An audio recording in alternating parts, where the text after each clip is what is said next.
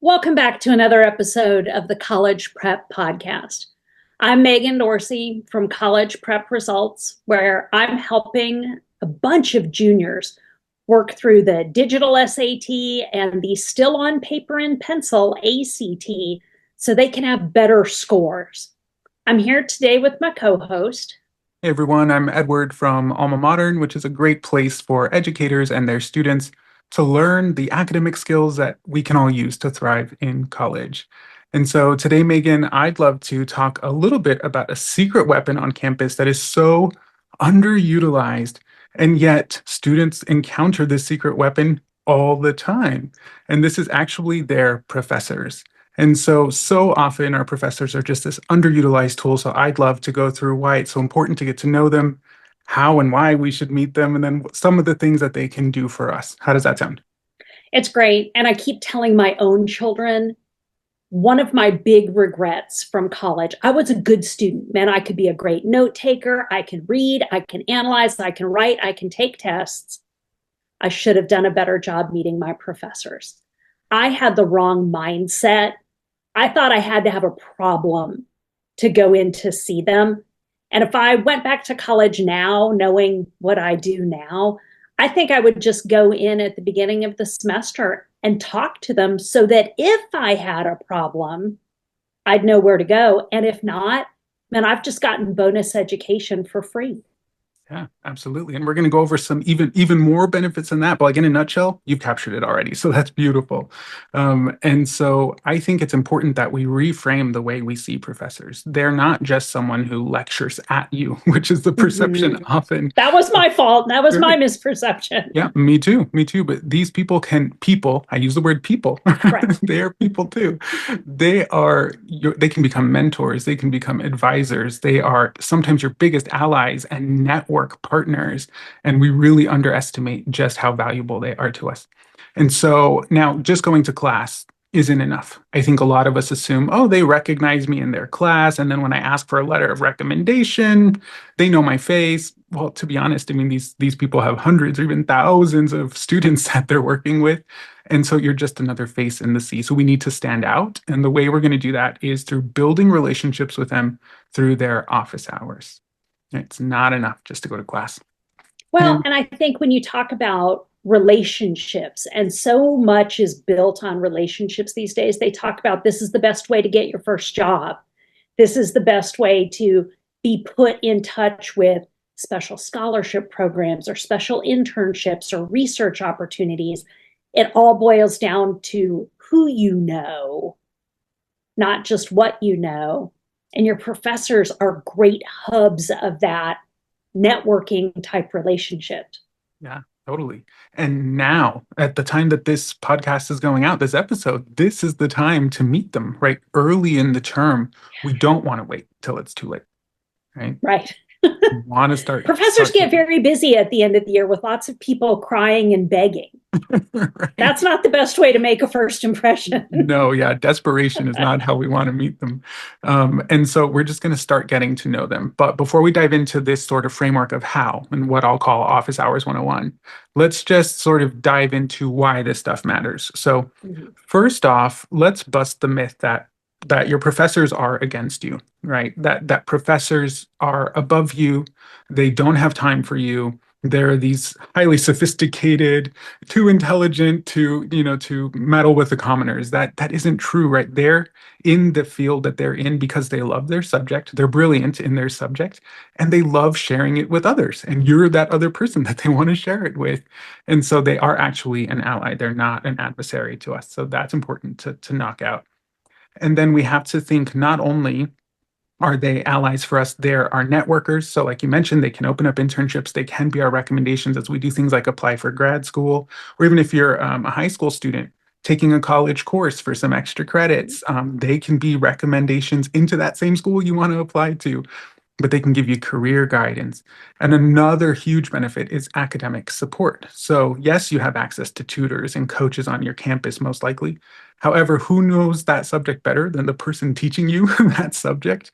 And so they should, in many times, be your first line of defense when something is going wrong and you're just completely lost or you need guidance on a project. Go to them. They're the ones who will be grading the work in the future, so they can provide you that.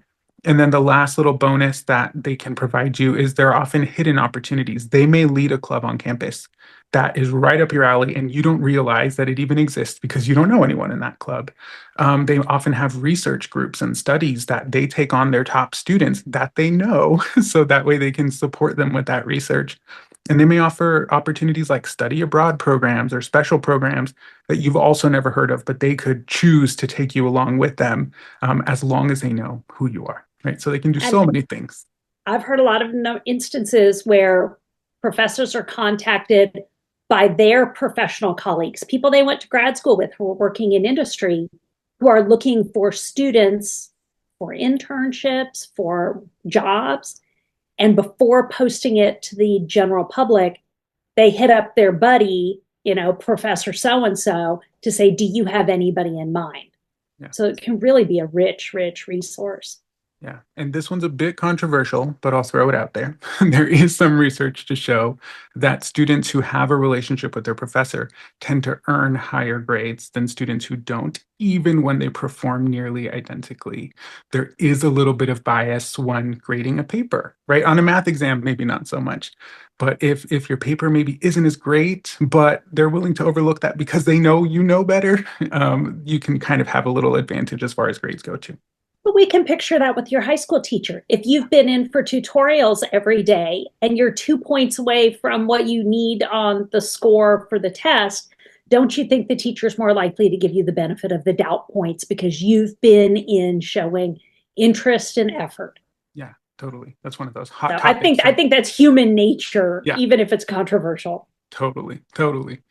So now I know it can be intimidating, though, right? Often, even just when you think about the layout of a classroom, you're sitting lower, they're standing most cases, lecturing, right? They're in command of the room in most cases. So there can be this power dynamic. And then that's what sort of perpetuates this myth that you shouldn't have a relationship with this person. And yet we know that we need to just break it down. And the way we do that, the way we get on common terms with them is in their office hours. So professors are required on their campuses to offer office hours. Now, the term is a little bit misleading. And in fact, a lot of schools are now moving away from the phrase office hours and starting to use something called student hours, because students think if I go there, I'm bothering them, especially if they happen to be reading or typing during the office hour. You assume you're bothering them. But let's make it clear that those hours are carved out for you. They're there for your support. So it's good to know that your Well, and professors. I thought one of the biases that I came in with it was that the professor would see me coming in maybe for help as that I was less capable. Mm, And so when you're talking about all of these other myths, that's another one. They would actually, I know now, see me as more involved, maybe a better student. But at the time, I didn't get that. I was intimidated in that way. right. Yeah, totally. And they actually want you to visit. If you Right. poll faculty members across the country, they will say students never come to these office hours. And I'm sitting there twiddling my thumbs, waiting, knowing that there are students who should be coming, students that I can help, and they just don't take advantage. It's actually part of the tuition you're paying. Students don't realize Mhm. that. Yes, you're paying for the course in your tuition, but you're also paying for additional time with that professor in their office hours, and they want you to go. But the thing is, no one comes. When I was teaching, no one ever came to my office hours. I just sat there. It was so rare that someone showed up, and I get so excited when somebody did. Now, a little pro tip though, instead of on your first visit saying, "Oh, where is your office?" or "What time are your office hours?" Where do you think we can actually find all this information, Megan? But that's in that secret document, the syllabus. Yeah, that remember the one that we talked about you need to read, that we just throw away and never pay attention to. So set a good positive first impression. by being proactive and finding out where is their office located, what are their days and times of their office hours, and then also what is the format in which they offer office hours. So we're going to unpack that there are a couple of different formats actually. And so the most common one that we see is just an open door sort of policy. You walk over to their office during their office hours, the door will be wide open, and you are allowed to enter and have a conversation with them. There are other formats too, though, like signups. They may have a sign up sheet outside of their door because they want a dedicated chunk of time with the student. Maybe it's for 10 or 15 minutes. And now with online courses being so common, you may also have some online portal where you're scheduling a block of time with them during that office hour session. And then the fourth most common one I see would be emailing them to find a mutual time and place to meet. This is especially common with lecturers who aren't full professors and maybe don't have an office on campus or who are in and out on multiple campuses. They typically will request that you email them saying, I'd like to meet with you. What days and times are you available and where should we meet? And so be aware of the format, the location, all those things are in the syllabus. Now, the last little thing I'll touch on here, sort of for this etiquette, is if it is like an open door policy and you come up to the door and you notice they're already chatting with another student, a good thing to do, a polite thing to do, is to make sure they see you. We want them to know that you're actually waiting for them. And then you pull back. We don't just enter the room. Typically, they'll do one of two things. They'll say, oh, come on in. We're just chatting about this fun thing. You should join us. Or sometimes they'll say, oh, I'll be with you in just a couple of minutes. We're almost done here. And then you know to just pull back and wait outside the office. But it can feel a little bit awkward for that very first meeting when you're feeling out what is this professor's style. Do they want a group in there with them? Do they want one person at a time? So once we get over that first initial shock, though, then the rest of the semester or quarter will be smooth sailing when we go to visit them. All right. So another thing that students say is, okay, I want to go. I see the benefit. I see how they can help me. I understand how to see them and when. But what do I say? What That do I was going to say? be my question. Right? Yeah, what do I say? It is kind of scary. And we're advocating that you should go before you actually need any type of support. So most students, if they ever meet their professor at all, they're showing up right around projects, papers, and final exam times. And what do you think they're saying during those times, Megan, when they show up? Well, some of them are saying, but I just need 2 more points to pass. What can I do now, 2 days after the final exam to do it? Or I'm in a bind. I need more extended time because I didn't write my paper along the entire semester like I was supposed to. Right, exactly. Suddenly, it's not great to joke about this, but I've known professors who say, "Why is it that everyone's grandma dies this week?" That's right. It's so common, right? And why does that happen? And so before we get to that point where we need them out of desperation, we want to focus on that relationship, which means going, a month or two into the term to get to know them. But what do you chat about? Well, realize they're an expert in their subject. That's what they love. They love teaching, obviously, because they're doing their job. And so when you go in, we talk about topics that interest them, right? You've got lots of source material that you can reference. And so step one, though, once you're invited to come chat with them in their office hours, you want to greet them. Hi, Professor so and so, right? Make it clear that you're talking to the right person. I've actually been with the student who sat in office hours with the wrong professor trying to add their class, not realizing it was the wrong professor because they hadn't seen their face yet. Huge mess. And That's pretty bad. the professor played along, right? Because they thought it was funny, I guess. Bad look. It's a bad look. Yeah. So we're not going to do that. We're going to greet them with their name. And then you need to tell them who you are. Don't assume they know who you are, right? Just because they take attendance or because they see your face once in a while, you're one face in a sea of students. And so it's important to say, I'm Edward and I'm from this class. I'm taking this class, right?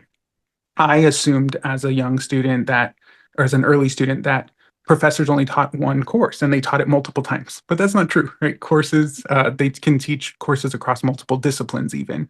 So you've got to clarify which course you're talking about so that they can place you where they need to.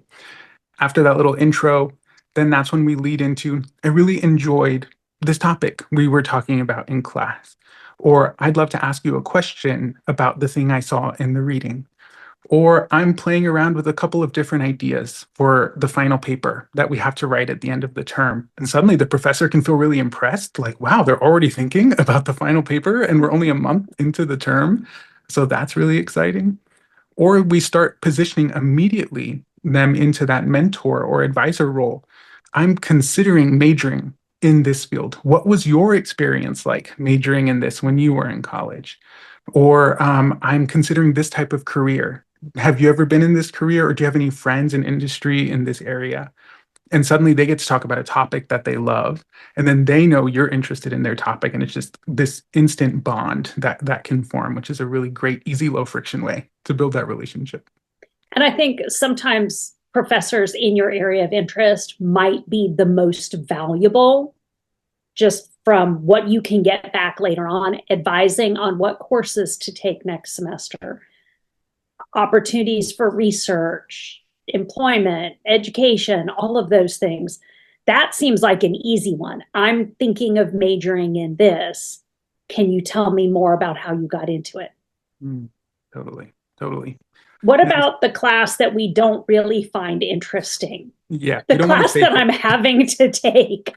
it. Yeah. Should I go meet those professors? Mhm. And how do I start the conversation if I did not really find the reading interesting? In fact, I hated it. Well, this is where my favorite question actually comes in to ask professors. It's super easy, and we can ask even if we hate the subject, and Okay. it requires just full transparency. And so for me, that subject is just going to be math in general. I'm sorry, math people. I love you. Don't love the subject. But when I have to go meet a professor in, let's say, my calculus class, I'm going to come in and say, hey, well, not hey, hello. Hello, Professor so and so. I'm Edward from your calculus class that you teach on Tuesday, Thursdays. And I'm going to be honest and say that I'm not feeling great about this class. Maybe I didn't make the best grade in the prerequisite. I am feeling a little hesitant about it. What I would love is to hear what are 3 tips that you would implement to ensure that I am successful in this class? If you were me, what would you do to pass this class? It is the golden question. And I tell students, don't go ask for extra credit. Don't go ask for extensions. Go instead and ask them, what would you do if you were me? I'm behind on my paper. I'm scared for this class. I'm not prepared for this exam. What would you do if you only had 48 hours left? How would you handle it? And it allows them to put on all of these good roles that they take in as an expert in their subject, as an expert in working with students, as someone who will be grading you on these assignments. And then it forces them to critically think and say, what would I do if I were you, if I didn't love math, if I was behind on the paper? And then it can open up a really rich and deep conversation. And that bit of transparency, being willing to admit that I'm not feeling great about this class, can actually open up a very sort of mentory type role that may be unexpected from that professor. Well, I imagine the information you're going to get from them is also really key. A lot of times students get confused on what's the most important thing to do for the class. They get sidetracked by this or that. The professor's going to tell you, what's the most important. They may say you really need to work on your tests. The exam grades are it. That's how you're going to make the grade in this class. Yeah. They may have something else entirely that you hadn't thought of. I think that's a great question. Yeah, totally. It is the golden question.